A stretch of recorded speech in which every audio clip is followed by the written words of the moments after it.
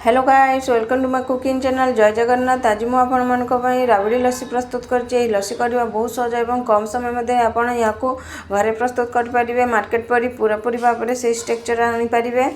चलते आम रेसिपीटी को आरंभ करें। सर्वप्रथम आम ये राबड़ी प्रस्तुत करवा। ये गोटे कड़े नहीं जाइए, कड़े 2 ରୁ 3 चम्मच पानी पके ताको भल भाव में स्प्रेड कर नहीं स्प्रेड करी से आम क्षीर पकई ना जहाँफल क्षीरटी आमर तले लगे ना। क्षीरटी को आम बर्तमान 1/3 करके भल भाव में हाई आंचरे भल भाव में फुटाई ना। कहीं आम ये राबड़ी प्रस्तुत करवा एपरी भाव में आम हाई आंचरे फुटाई ना। देखिपे क्षीरटी आमर 1/3 हो गला। 1/3 है से आम चीनी पकईवा। से मु चीनी गुंड कर पकई मु चीनी को गोटे ग्राइंडर जार दे से किसी इलायची पकई भल भाव में ग्राइंडिंग कर जहाँफल चीनीटी भल भाव में जल्दी मिसीज से मुझे राबड़ी चीनी गुंड कर पकई। जदि आप चाहते ताले चीनी पकई पारे। बर्तमान आपण मैंने देखिपे चीनी गुंड पकई भल भाव में फुटे नहीं। बर्तमान आमर राबड़ी भी प्रस्तुत हो गला। बर्तमान आम गैस टी को बंद करनी गोटे पात्र को आम काढ़ी नवा। बर्तमान आपण मैंने देखिपे आमर राबड़ी प्रस्तुत हो गला। मुझे राबड़ी आज गोटे ग्लास राबड़ी प्रस्तुत करदी। आप अधिक क्वांटिटी लस्सी करने को चाहते ताले आपण अधिक क्वांटिटी क्षीर नहीं पारे। मुझे गोटे ग्लास मुझे हाफ लीटर क्षीर नहीं। बर्तमान आम लस्सी प्रस्तुत करवा से आम ये गोटे ग्लास नहीं जाइए। ग्लास रे मुझे आइस क्यूब देती। लस्सी तो आइस क्यूब बिना हो पार नहीं से मुझे किसी आइस क्यूब नहीं। आइस क्यूब उपर ये किसी रोज सिरप पकई। ये रोज सिरप मु होममेड रोज सिरप पकई। मुझे घरे निजे प्रस्तुत करी। रोज सिरप को मुझे आगुरी वीडियो शेयर करी आपण मैंने चाहिए देखिपारे। बर्तमान रोज सिरप पकई आम किसी लस्सी राबड़ी पकई नवा।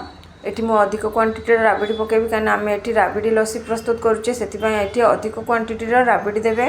ताऊपर आम किसी दही पकई ने हाफ बाउल नहीं जिवे बा हाफ बाउल दही पके नहीं ताको भल भाव में चामच साहाय्य भल भाव में फेंटी ने जहाँद्वारा आमर तले जो आइस क्यूब अच्छी एवं रोज सिरप एवं राबड़ी एवं दही ये सब भल भाव में मिसीज।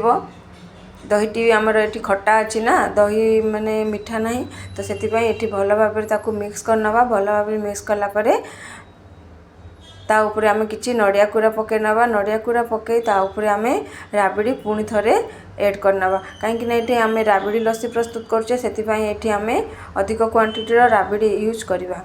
राबड़ी पकई आम चारिआडे पूरा स्प्रेड करनवा अधिक क्वांटिटी जमी राबड़ी देखा। बर्तमान आम ये राबड़ी उपर किसी ड्राई फ्रुट्स आम सजाई नवा। ड्राई फ्रुट्स रे मुझे काजू चेरी टूटी फूटी किसमिश ये सब नहीं। बर्तमान आम यही राबड़ी उपर किसी सिरप पकईवा। ये मुझे चॉकलेट सिरप पकई। आपन चाहिए ये कोको पाउडर पकई पारे कि बॉर्नविटा पकई पारे। मुझे चॉकलेट सिरप पकई। चॉकलेट सिरप पकई भल भाव में सजाई नवा। ताऊपर आम किसी किसमिश काजू पकई नवा। ड्राई फ्रुट्स आपण पसंद अनुसार पिस्ता बादाम काजू नहीं पारे। ये काजू पकई नहीं किसमिश पकई नहीं। काजू किसमिश पकईवा पकईला से आम किसी टूटी फूटी एवं चेरी पकई नवा। चेरी पकईवा फल आमर लस्सीटी बहुत देखा सुंदर देखा जाए। निश्चित भाव में ये चेरी पकईबे। ये टूटी फूटी पकई नेली मुझे चेरी पकई नौ। चेरी पकई बर्तमान आमर राबड़ी लस्सी प्रस्तुत हो गला।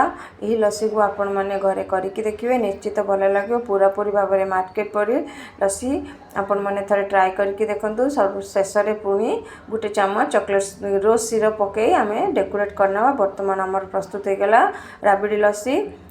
जदि वीडियोटी भल लगे ताले मो चैनल को सब्सक्राइब लाइक कमेंट शेयर करंतु।